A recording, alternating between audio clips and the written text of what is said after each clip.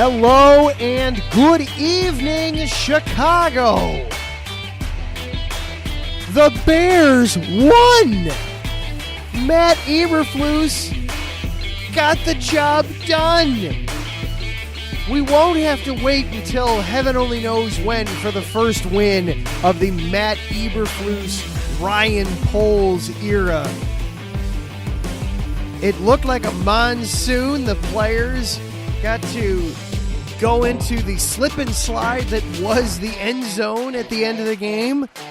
But all's well that ends well. The Chicago Bears are 1-0 to start the season. We will break down the game from yesterday, the highs, the lows, what impressed me the most, what do I think this means for the immediate future of this team. We'll break all that down plus more. Plus then the White Sox. They've been without Tony La Russa for the last couple of weeks, and they've looked better. Shocking. It's like maybe Tony was the problem all along. So we will have some White Sox talk, and then unfortunately, there will not be a repeat champion in the WNBA Finals this year. The Chicago Sky were eliminated in the semifinals. We will wrap up their season as well. But all that plus more on this week's edition of Chi-Town Weekly on IE Sports Radio. Buckle it on up. Let's have fun.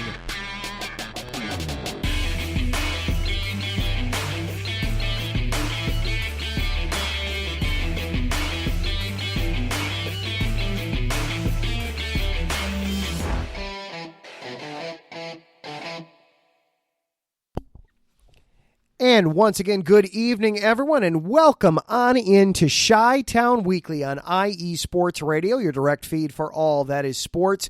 I am your host, Adam Karnick. So glad that you are here to spend time with us here on this Monday night, a victory Monday night for the Chicago Bears. I did not think that was going to be what was going to happen, what we were going to be talking about today. But here we are. I'm happy for it. Lots to get into there. We will, of course, be breaking down lots and lots of Bears conversation on the show tonight. But as you heard in the open, we're not going to be exclusively Bears tonight. We will be talking White Sox, and we'll also be breaking down the Chicago Sky a little bit. But before we get too far into everything, of course, we do need to get our homework out of the way, if you will. IE Sports Radio has been coming to you now for over 8.5 years, bringing you fan-based content from every which direction, ranging from interviewing legendary athletes to building tailor-made shows dedicated to all major sports cities around the country. All the while, we've continued to be by the fans, for the fans, and with your help, we're ready to take the next step. When you go to our website, iesportsradio.com, you'll see our Patreon link with 5 different tiers. The first one starting at just $5 a month. This donation gets you a shout out on every single one of our shows. Higher tiers include IE Sports Radio merchandise, access to our podcasting university, and even a chance to be featured on a segment of our flagship show, The Defining Moment. Thank you all very much for continuing to make IE Sports Radio your direct feed for all that is sports. And I do want to acknowledge our Patreon supporters now. Bay Area Raised, M. Los Great, Key to the Gate, and our anonymous supporter. Thank you for your continued support. We really do appreciate it. And if you are listening live here on Monday, September the 12th, hop on into the chat room there on Spreaker.com. We can interact and have some fun that way. And you can interact with some of the other people that are there. Taryn is in there already. Good evening, Taryn. We hope to have an awesome show. And, of course, lots and lots of Bears talk. But at the same time, if you just want to sit back and listen to me, or you're listening on as a podcast later on in the week, I am here for you in whatever way makes you most comfortable. 19-10. And not just 19-10, it was 19 unanswered points, all in the second half. 3 second-half touchdowns. I was stunned. I was amazed. There was just so much to break down there from the game. I mean, you had Justin Fields, that incredible 51-yard touchdown pass to Dante Pitts that flipped the whole momentum of the game. That play, wow, that was a thing of beauty. You know, the broken down, the pocket collapsed, rolls out to his left, makes a couple of guys miss, and then the team executed the scramble drill, something that apparently the prior administration never even bothered to practice a scramble drill. Everybody knew where to go and what to do, and Dante Pettis recognized, hey, there's nobody around me. There's no reason for me to move. Just try to get Justin's attention. And Justin kept his eyes downfield the whole time, looked to throw first, found his receiver, and that flipped the whole game right there from an offensive standpoint. That was impressive. The defense holding San Francisco to just 10 points for the entire game. That was impressive. Keeping that running attack to under 4 yards per carry in the second half when the Niners were trying to milk a lead. That was impressive. Yes, Elijah Mitchell not being out there for San Francisco certainly played a factor and contributed to San Francisco's inability to run the ball, but still, we've seen guys for San Francisco in the past be able to just plug in the next running back and continue to have success. And the run defense turned it around and figured it out.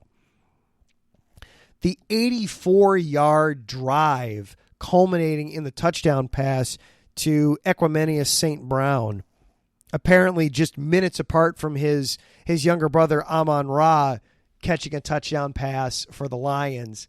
That had to be a special moment for those two. Catching touchdown passes just minutes apart from each other. Obviously separate stadiums. But suddenly you've got the lead.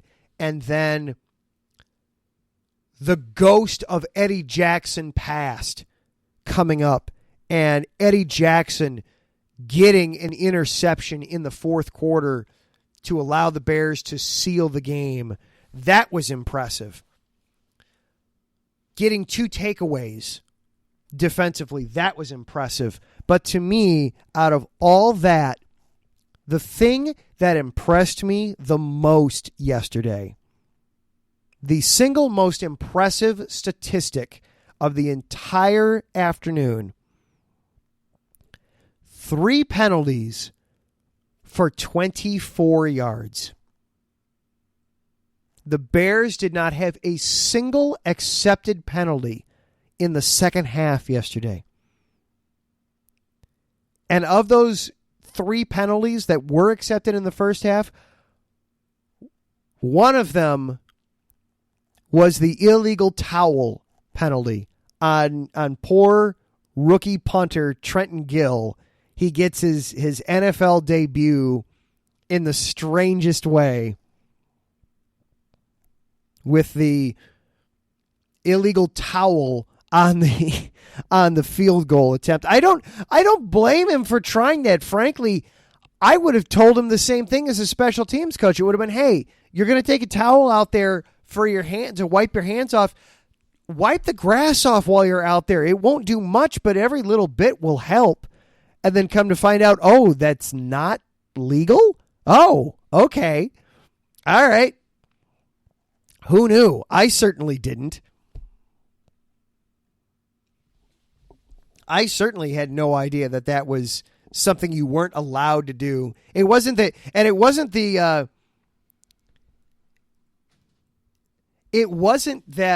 and Davidson Crooks jumping into the chat, the towel penalty was BS. Well, apparently it's an interpretation of the rule is far more common. I was following along on Twitter with friend of the program Sean Hammond. We've had him on the show many times, and what he put on Twitter, the rule apparently as it was applied is one that you see used a lot more in snowy conditions. Players are allowed to clear the surface for a kick, but you can't use any foreign objects to the field. Meaning you could use your hands, you could use your feet, but you can't bring something from the sidelines out there with you to help you prepare the field. And so it's a rule that is far more commonly seen during snow games, during snowy weather, that, hey, you can't bring something out there to help you brush the snow away. That was how they interpreted the rule, was, hey, it's the same concept, it's just rain instead of snow. I would have done the same thing, honestly. I would have, it's not going to do much. I mean, there's 2 inches of standing water on the field. All I'll be able to do is get maybe a few drops, but it certainly can't hurt anything. And then lo and behold, actually that's illegal. Oh, okay. So you take that penalty out of the equation. The Bears only were only called for 2 penalties for a total of 9 yards in the game. That's incredible. That's amazing. One of the things for this team this year, with as outclassed as they're going to be from a talent perspective throughout the year. Because let's face it, the Bears roster is such that they don't have the talent that other rosters do. Certainly not the depth that other rosters do. So when that's the case, you can't hurt yourself. You can't do things that put yourself in tough situations.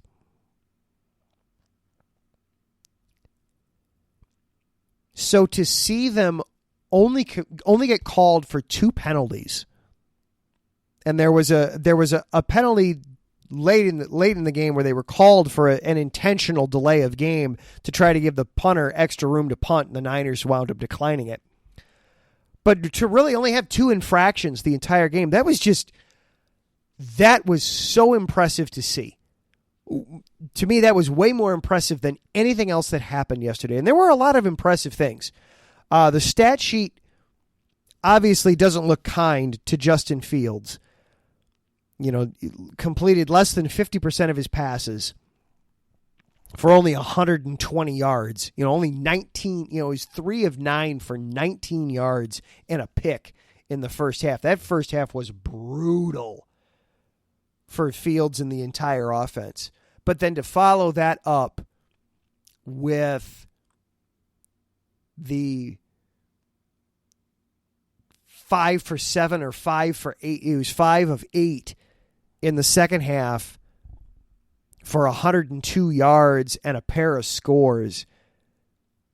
That was impressive. And the way the defense, the first drive of the game for the defense, peanut punch. Jalen Johnson, he wears Charles Tillman's old number, and he did it proud yesterday. That was a beautiful punch to force that fumble and end what looked for sure like it was going to be a touchdown drive for the Niners. And then we already talked about it, Eddie Jackson. Eddie Jackson was able to look like Eddie Jackson on that play. He just read the quarterback the whole way, jumped the route for the receiver, and suddenly the ball's going the other way. I thought maybe he was going to score, and it was just going to be so perfect for Eddie Jackson. Hasn't had an interception in almost 3 years. And to be able to return it to the house, that would have been just so perfect for him. But the Bears, they get their first win of the year, the first win of the Ryan Poles, Matt Eberflus era. They're above 500 for the first time since heading into week 6 last year. Ironically enough, that was also a Packers week. It's the first win for Justin Fields since the week 5 win in Las Vegas a season ago. It just had to feel good. It felt good all around for everybody. There's plenty of things to work on. Kyler Gordon had his rookie moment where he got burned deep. You've got to figure out how to get the offense working more consistently. There were some great second half adjustments all around, but you want to be able to get things going a little faster, a little sooner. Certainly the elements played a role in that yesterday for the Bears, which, just trying to figure out how are we going to be able to move the ball in what is effectively almost a swimming pool that was Soldier Field. I get why they put in new grass. That's just a perfect example of why the Bears are leaving Soldier Field and moving out to the burbs, moving to Arlington Heights, where they can have a stadium with a dome and they can control that there aren't going to be concerts a week before the home opener. So we're going to need to put down fresh playing surface as a result. It just makes so perfect of sense why they're going to do that. So there's things to work on, and certainly as they get ready for the Packers, their opening is 9-point underdogs against the Packers. The Packers only put up 7 points yesterday against the Vikings. Apparently they're going to put up, Vegas is expecting them to put up at least 9 against the Bears. But the storyline going into the game next Sunday night was going to be how it was going to be a changing of the guard moment. And, the Packers are, with a win tonight, they can overtake the Bears for most wins in NFL history by a franchise. They'll be the NFL's all-time franchise leader in wins. They have to completely rewrite that script now. And sure, they've got a week to do it, and they'll come up with something about how glorious and wonderful the Packers are. God, I hate the Packers. But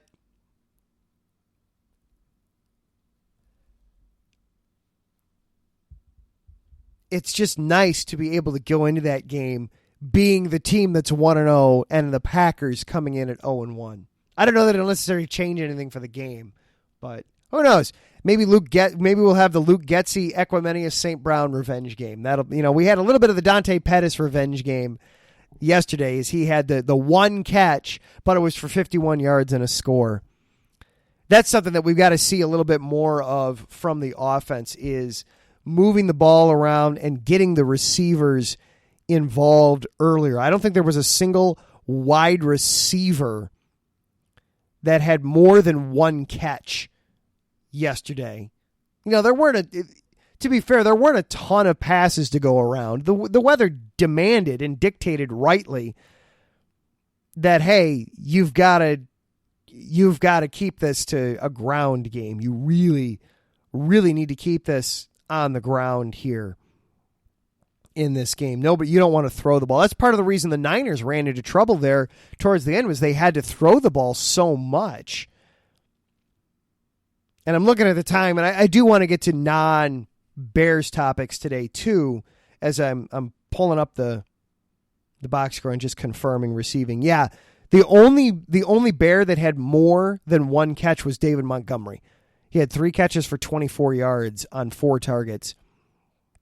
So none of the receivers had more than one catch. You had Dante Pettis, Byron Pringle, Equimenius St. Brown, and Darnell Mooney, all with one catch. It's nice that 4 of the wide receivers got catches, but you've got to get them more involved. And a lot of those guys, there just weren't a ton of targets to go around. I'd like to see more from the receiver group as a whole. Just you got to have more than just David Montgomery to throw to there and Khalil Herbert. But with the Niners, it's interesting. It's so interesting with San Francisco, what they're doing here with Trey Lance. They are unintentionally putting a lot of pressure on that young man. I had this discussion on Friday night with Gina G, one of our teammates here at IE Sports Radio. She's got some other things that she does as well, some other shows that she does on the side. And I was on a show with her on Friday night discussing the game, and I brought up how, what if Justin Fields outperforms Trey Lance in this game? What's the reaction in San Francisco going to be? And she and a couple other Niners fans were all in agreement that, oh my gosh, it's going to be panic in the streets. It's going to be the Niners got the wrong guy. The Niners traded up to number 3, and they ultimately they grabbed the wrong quarterback. I do feel that San Francisco's putting an awful lot of pressure on Trey Lance. They've basically, without saying it, without using these words, they're basically saying that Jimmy Garoppolo is the reason that they can't make it to that they can't get back to the Super Bowl. So they're going to hand it over to Trey Lance because that means they will be able to get to the Super Bowl. That is a ton of pressure to put in a young man that, coming into yesterday, he had only made 2 starts. Yesterday was his 3rd career start. That is a lot of pressure to put onto his shoulders. And remember, he came from the FCS level of college, what used to be referred to as Division I AA. He didn't come from an elite Power 5 conference school. He didn't even come from a group of 5. He came from the level below that. So that's a lot of pressure to put on Trey Lance. And they expected a lot out of him yesterday. And again, Elijah Mitchell went down and got hurt.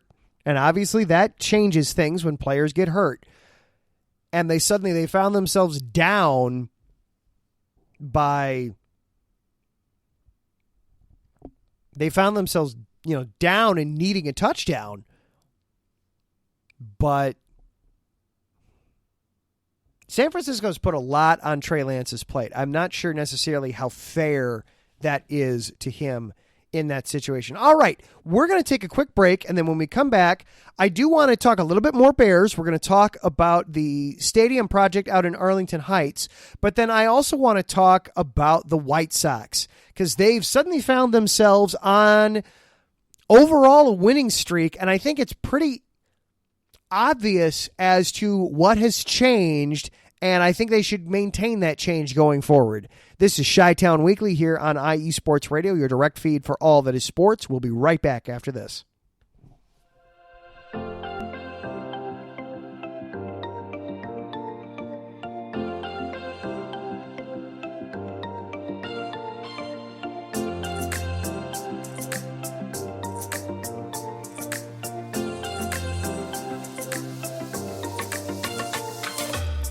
Are you a fan of Buffalo sports?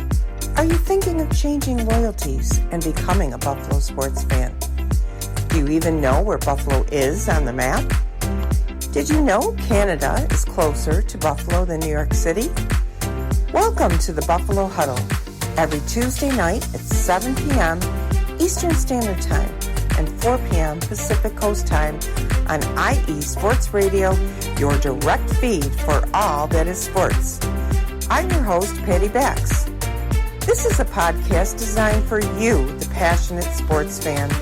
I know you love your sports. Who doesn't? I cover Buffalo sports and so much more by bringing in the human elements. I call it Buffalo Sports with a Twist. Join me as we take a journey into the world of Buffalo sports. I guarantee you'll fall in love with Buffalo just like I did. Each week we start with an inspiration, question of the day, a Buffalo fun fact, and our weekly challenge to you, the listener. Come huddle up with me.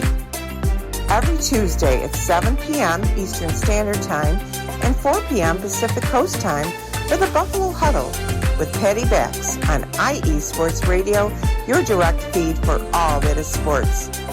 As we say in Buffalo, go Bills!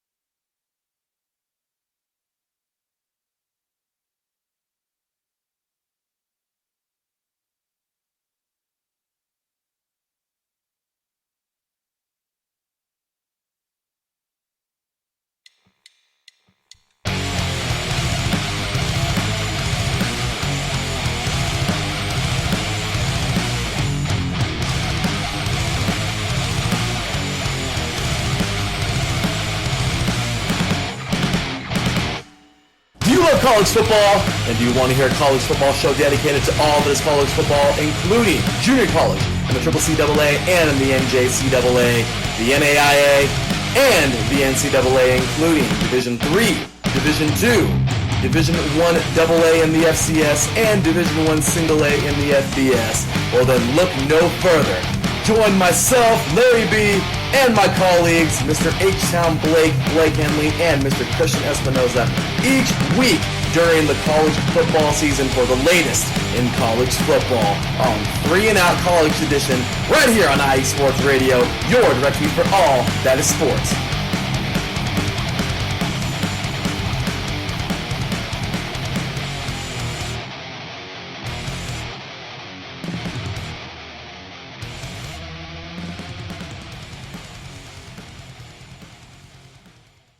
Are you a fan of the best teams in the Buckeye State? Then this is a show for you.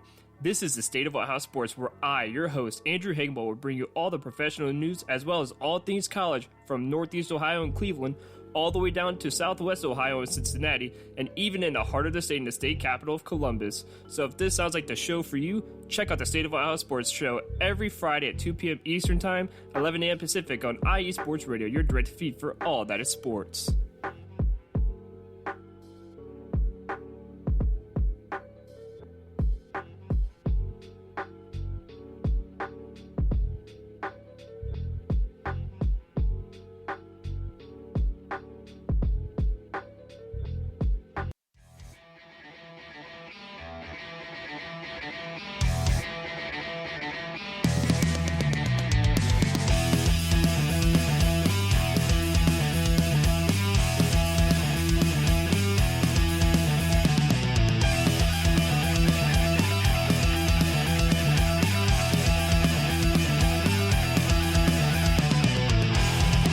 It's IE Sports Radio. It is your direct feed for all that is sports. It is Philly Sports Talk with Cash and Chris every Tuesday night right here on IE Sports Radio, your direct feed for all that is sports. Philly Sports Talk with Cash and Chris is the most comprehensive view on Philadelphia sports exclusively right here on IE Sports Radio. You know what it is, your direct feed for all that is sports. Tuesday night, IE Sports Radio, Philly Sports Talk with Cash and Chris.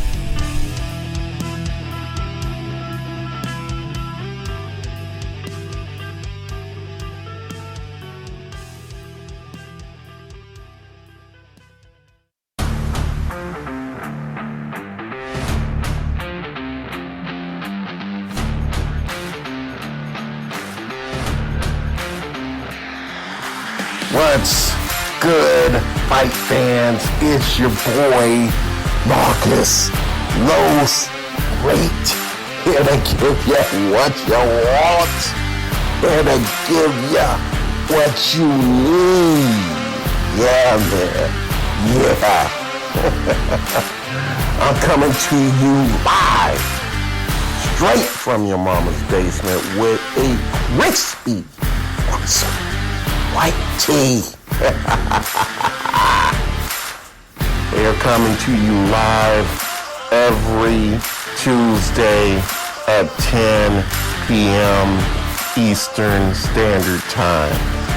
Powered by IE Sports Radio, your direct feed for all that is sports.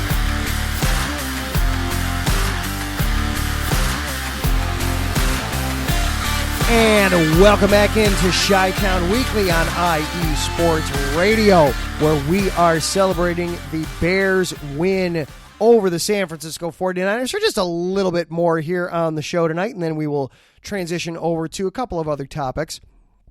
So I wanted to discuss as well with the Bears real quick, the Arlington Heights project. The Bears made a lot of noise in that department last week. They released their early kind of conceptual drawings, artist renderings kind of things that were more for the district as a whole, not so much for the stadium itself. They also had a town hall meeting in Arlington Heights kind of to go over some of the things that they're discussing and planning and answer questions from the village residents.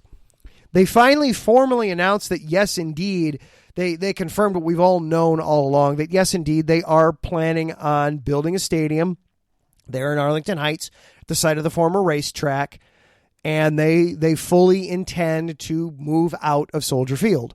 That is their intention at this point. They have no other discussions. They are not interested in any kind of renovations of Soldier Field downtown. So all the silly stuff that Mayor Lightfoot was talking about a couple weeks ago of maybe we could throw a roof on there. Maybe we could create a farmer's market kind of atmosphere down, there. Maybe we could pave over part of the lake to create better parking. All those crazy things that were going on with the mayor's offense. No. The Bears are fully committed to moving to Arlington Heights. They're planning on building their own stadium out there. And Larry B joins into the chat. He cannot believe that the Bears won yesterday. There are a lot of people that can't believe the Bears won yesterday, Larry. I was stunned. I was shocked. My feelings going into the game were that they were going to be competitive. They were going to be very professional for about 3 quarters. And then the fourth quarter was just all going to fall apart simply because of the depth, the overall higher class of talent in San Francisco. But credit to Eberflus and the coaching staff getting everybody to maintain their discipline and their play for the entire game to come away with the win. So for the stadium,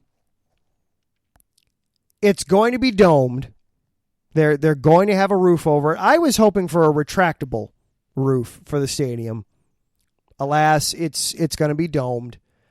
They're planning on building up and developing the area around it. And that's where it gets kind of interesting. You see other teams do this. The Cubs have been in the process of doing this with the Wrigley Field area for the last several years, buying up the land around it, and restaurants, hotels, different businesses and industry that ultimately wind up funneling more money into the team's pockets through other means. I don't know if they're necessarily going to go full Cubby here, full Ricketts family of trying to create like a Bears Way there or something like that, like they're doing with Wrigley with kind of Cubby Way and Cubby Avenue and things like that. Or Gallagher Way, that's what it's called there, the playpen area there outside of Wrigley Field. Lots of shopping and industry and things like that there. I did like the overall look of how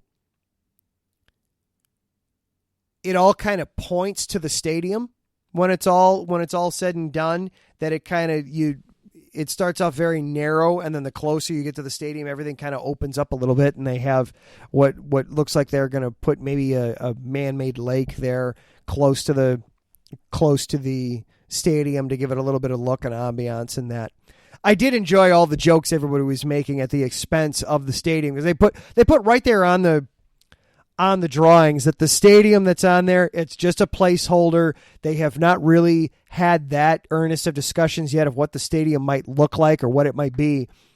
But it looked like one of those magic erasers, one of those Mr. Clean magic eraser kind of things is what it looked like. And a lot of people were having fun at that. And that was enjoyable. That was funny. But yeah, to just also see all these cool, neat thoughts, and then, oh, look, there's this just white square. I guess that's supposed to be the stadium. Okay. But they have confirmed that they're planning on putting a stadium in Arlington Heights. They're planning on moving forward with that.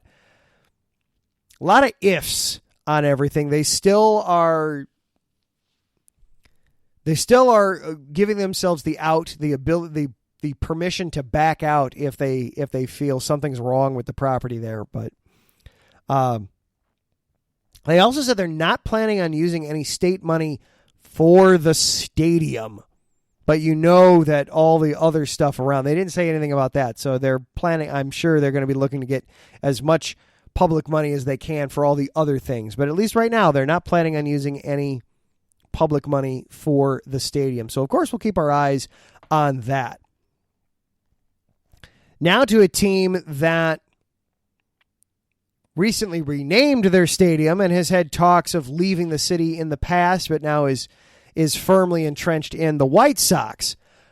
As we sit here tonight, the White Sox suddenly find themselves just 2.5 games back in the American League Central. Now, they're 4 back in the loss column. The Guardians have 65 losses. The Sox have 69 right now. So the 2.5 games, that's a little deceiving. The Sox are off tonight.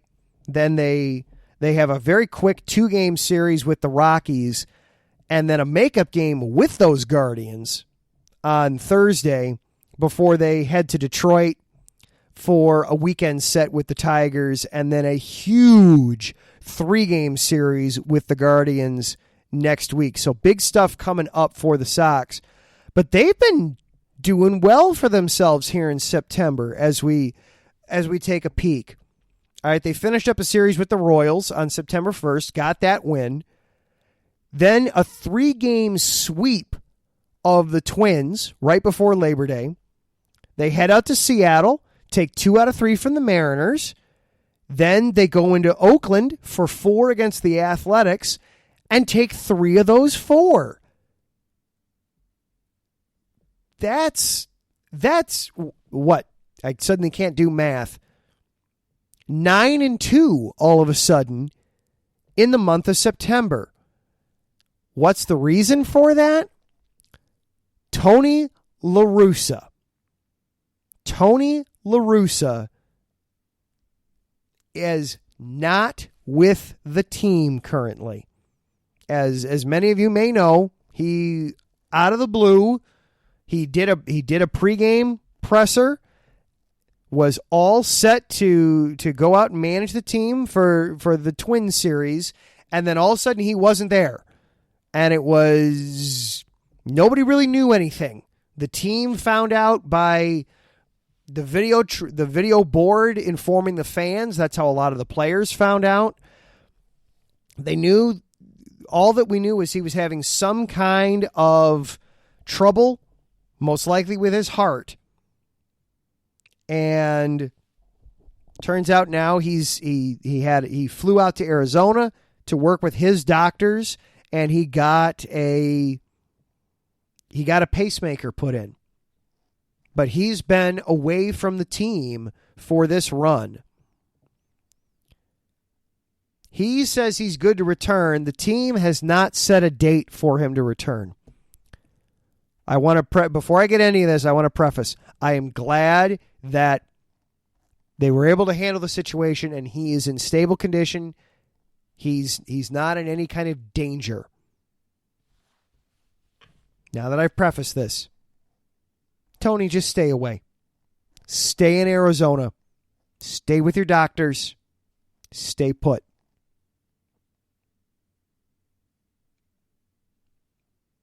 This team does not need him. I've been saying it since basically the moment they hired him that he's the wrong guy for the job. And now they've had Miguel Cairo acting, as the acting manager now for these last couple weeks. And you see that the run that they're on. And you see the scores that they're putting up there. It's not just that they're winning. 13-0 against the Twins. 9-6 and a comebacker against the Mariners. In their 3 wins against the Athletics, they put up 29 runs in 3 games, including 14 in the first one and 10 in the third one.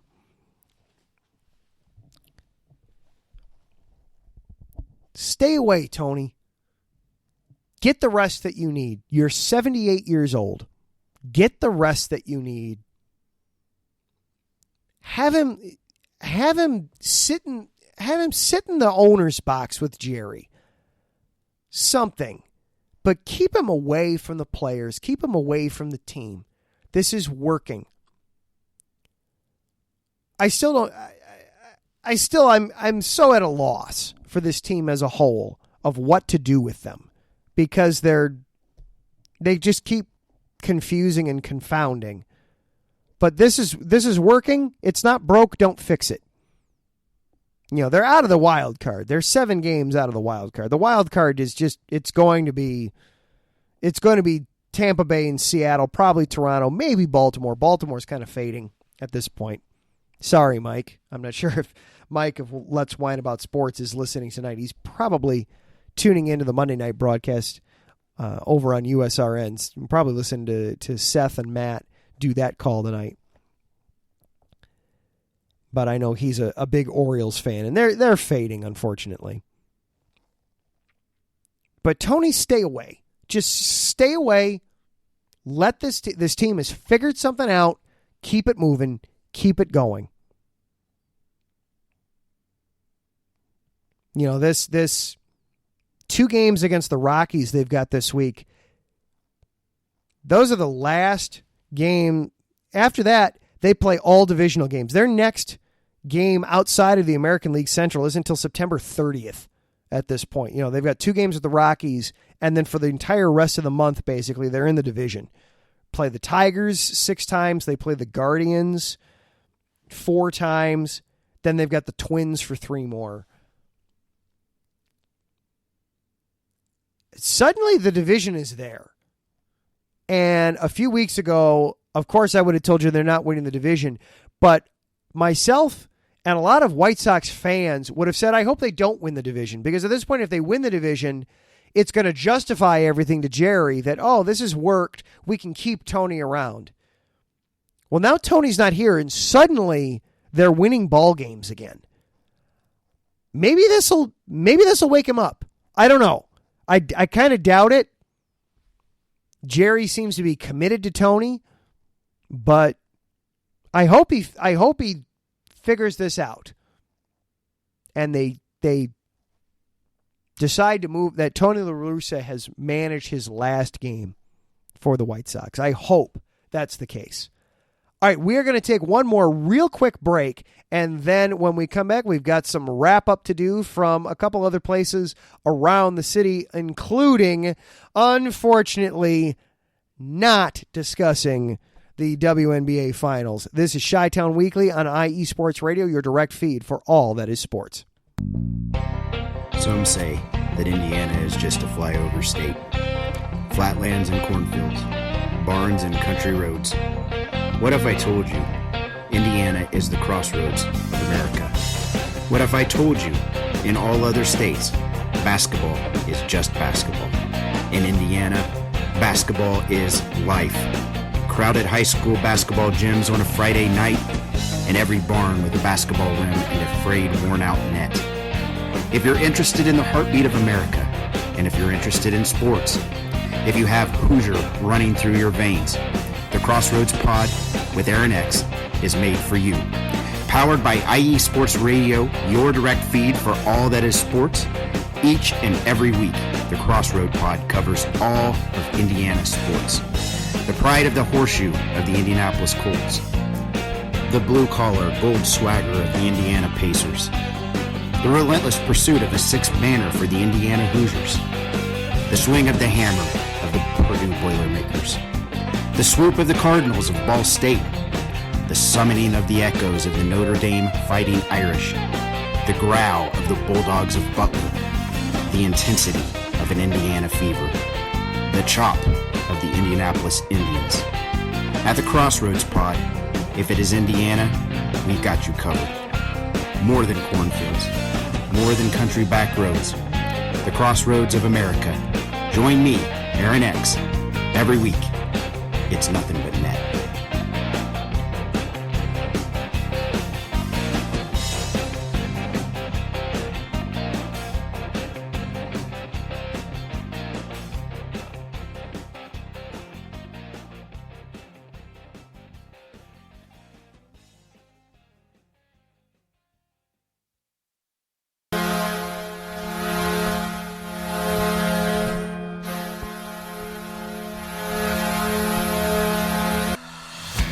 Hockey fans, I'm Adam Kernick. And I'm Zach Puplis. Together, we are the newest version of Hockey Talk on IE Sports Radio, The Neutral Zone. Zone. We love hockey, but we also know it's not everyone's first sport. So we want to make this show as much for new fans as for the diehards.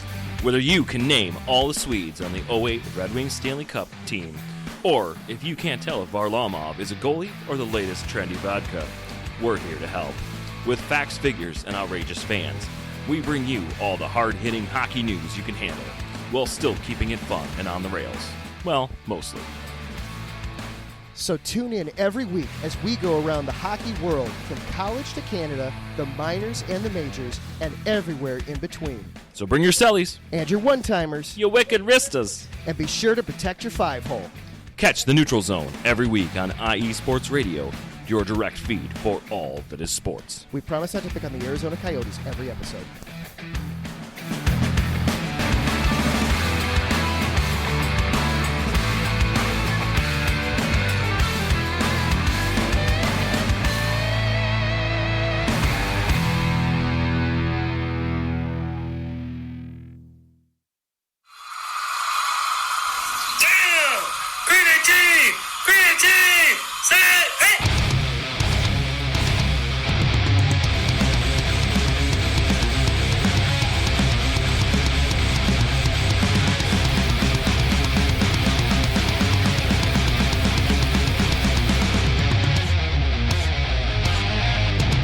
What's going on, football fans? This is me, your boy Larry B, inviting you to join myself, Colin Reynolds, Mike Pat, and John Felipe for one of the most electrifying football shows you have ever heard.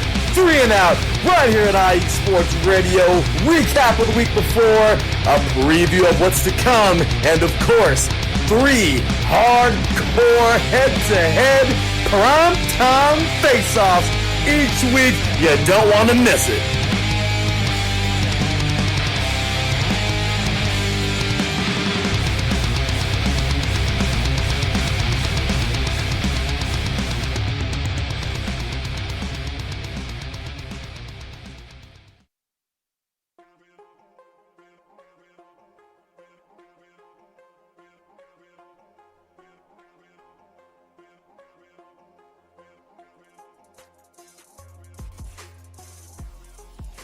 Hello, ladies and sinners. Hello, sports fans around the world. Hello, IE Sports family. This is Cale Henderson, the host of IE Vegas, the Sin City Sports Show, presented by IE Sports Radio. If you folks are interested in sports in the Vegas area, if you're wanting to have a blast for 1 hour, every Tuesday night from 7 p.m. Pacific Standard Time to 8 p.m. Pacific Standard Time, this is a show built for the Vegas sports fans, where we feature the Las Vegas Raiders, the Las Vegas Golden Knights, the Las Vegas Aces, and the University of Las Vegas, Nevada Rebels. Hopefully, fingers crossed, MLB team coming soon. Either way, if you folks are looking to have a blast for 1 hour each and every week, tune in Tuesday, 7 p.m. Pacific Standard Time to 8 p.m. Pacific Standard Time. If you folks are interested in Vegas sports news, go to our Twitter at SinCities_IESR. And you can speak with me, the host, Cale Henderson, at Cale_Henderson on Twitter. At any time, be happy to reply. Always willing to reach out to our fans. Again, the Sin City Sports Show, presented by IE Sports Radio, your direct feed for all that is sports.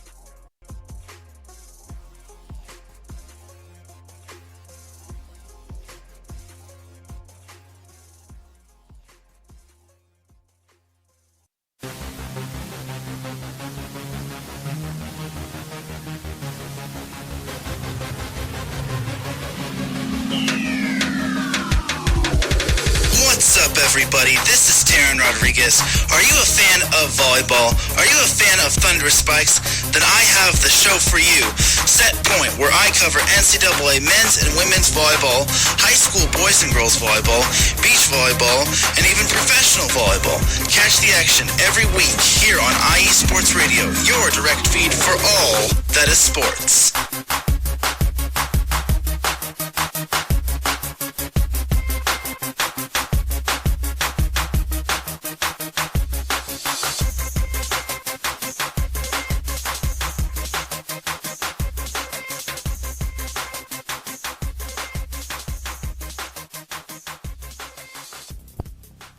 And welcome back into Chi-Town Weekly here on IE Sports Radio, your direct feed for all that is sports. Be sure to stick around after we finish up our last segment here tonight, because Taryn Rodriguez will be on right after us with Set Point. I want to say, Taryn, by the way, thank you last week for letting this show go as long as it did. Taryn and Larry also was part of the outstanding roundtable football discussion that we had. Tons of other great hosts we had on the show. John Felipe from Carolina Cast was here. You just heard Cale Henderson from Sin City Sports. He was here as well. We had a blast talking football, 2.5 hours. I did not intend for that to go 2.5 hours, Taryn. Thank you for letting us go as long as we did and cutting into your regular set point time. So thank you for that. Really appreciate it, man. That was very, very nice of you. Very class.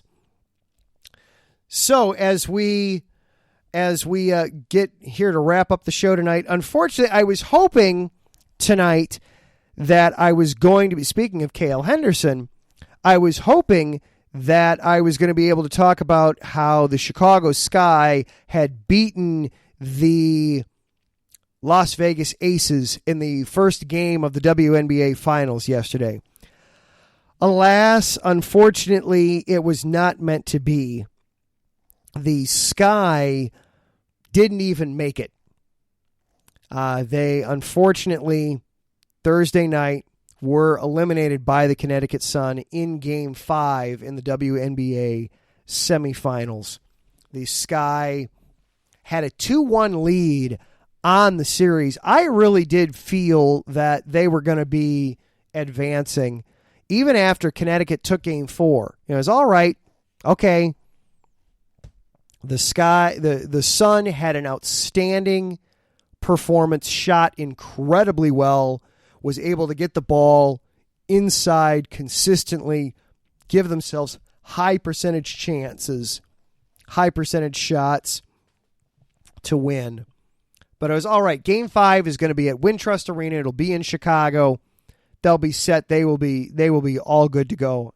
And it looked like they were. They were ahead for a good chunk of the second half. They were ahead going into the fourth quarter.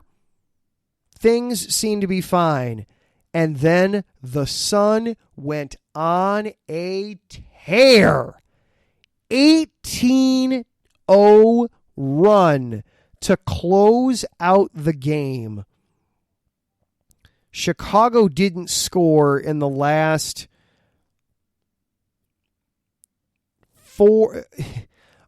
almost 5 minutes of the game. It's just incredible. Or excuse me, they were down 63-54 with 4:46 remaining. Excuse me, thinking that sounded wrong. But still, what a run by Connecticut. What a run by the Sun there to do that. But unfortunately for the Sky, that means it comes up short. It comes up a little short. It's still an outstanding season. Not the way Courtney Vandersloot, I'm sure, wanted to go out.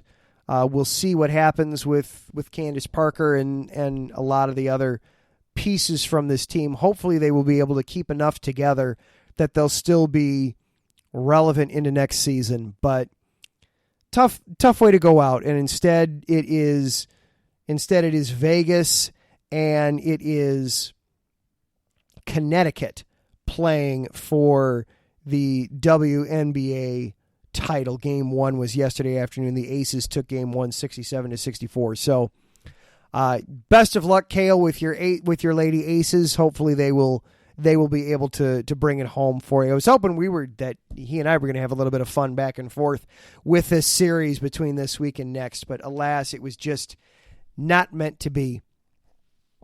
All right, we are going to get ourselves out of here so that Taryn can hop in and get us all caught up in the wonderful world of volleyball. Northwestern, he points out, has been doing very well of late. They pulled off an upset over the weekend. So good. I'm glad the Northwestern volleyball team did well, because the Northwestern football team did not have itself a good weekend. Losing to Duke. Yuck. That's not supposed to happen in football. Duke is one of those schools that's just supposed to go winless in football every year. That's just how it's supposed to be. Want to also, before we get out of here, give congratulations to one Pat Hughes. You know, of course, known as the play-by-play voice of the Chicago Cubs. He was inducted into the Cubs Hall of Fame over the weekend. So congratulations, Pat Hughes. Very deserving honor.